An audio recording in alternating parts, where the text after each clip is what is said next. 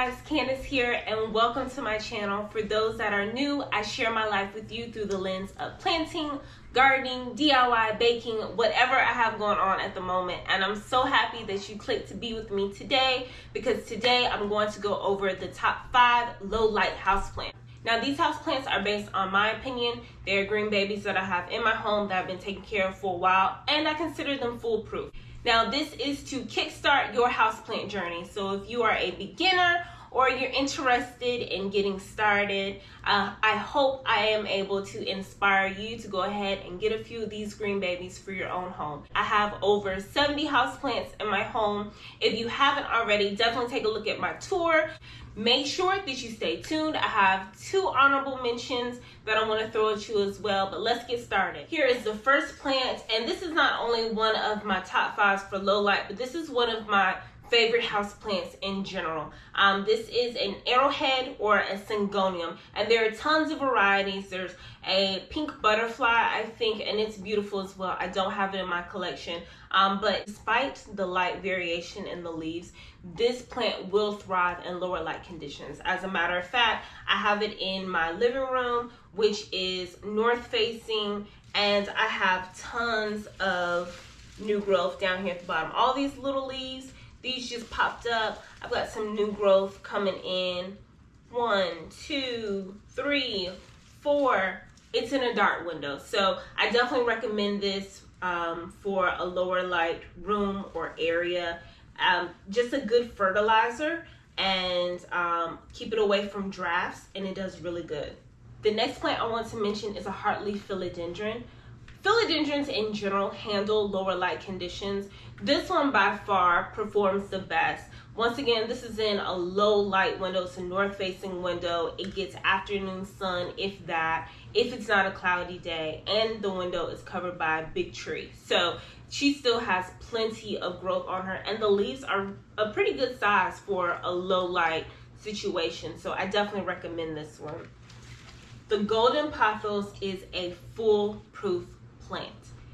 This plant is perfect for home, for office. I've had several of these in my office before I started working from home, and they thrive even under fluorescent light. You can't kill it. It also lets you know when it's thirsty. So when it's thirsty, the leaves will start to wilt. When you're not watering it consistently, you'll get brown edging around the leaves. When you've watered it too much, you'll get yellow. So it tells you what it's going through. It tells you what it needs. It's so simple. It's going to thrive even in the worst conditions. So I definitely recommend this. I recommend it for low light conditions as well as just in general. It is by far one of my favorite houseplants.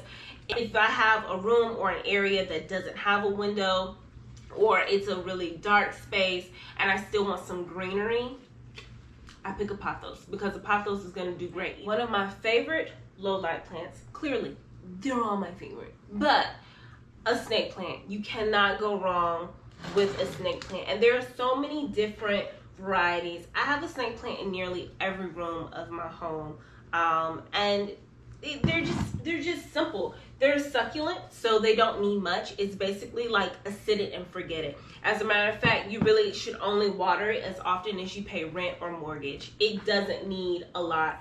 You can't go wrong with the snake plant. Depending on the variety, you'll get some length, add some height to your staging or to your decor, and then a little more creativity or a little funkiness. Snake plants are great for an office setting, just like a pothos. But in case I don't want a plant trailing down my desk, or if I'm not able to hang it up, a snake plant is great on the desk, just like this next plant, a ZZ plant. Maybe not this one on your desk, but maybe something like this. This is another succulent. This is another sit it and forget it. This is another plant that's great for the office setting. This is another plant that's great for harsh conditions. This one, like the pothos, it will tell you when it needs something. So the leaves will turn yellow if you've overwatered it, and the stems will shrivel up when it's thirsty. Just like the snake plant, you water this sucker as often as you pay rent or mortgage, and that's it.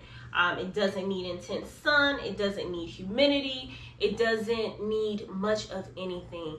Just a good drink of water every once in a while and let it dry out completely. I have tons of these. Earlier in the video, I stated that I had 2 honorable mentions that didn't quite make the list. They're great for low light conditions, but they do take a little bit more work than these. They're not as foolproof as these. Let's head over to the office so I can show them to you. The first honorable mention is a bird's nest fern. Now this one didn't quite make the list because you have to be a little meticulous about how and where you water it. So there's a crown dead in the center that you cannot get wet, or you risk the possibility of getting root rot. Instead, you need to water outside that crown. And then this plant also thrives significantly better under medium light conditions. You can keep it alive in a lower light room or area, but it's going to do a lot better with more light. Now the other plants are going to thrive despite the light conditions. So you're going to continue to see new growth on your pothos or slower growth on your ZZ or snake plant despite the light.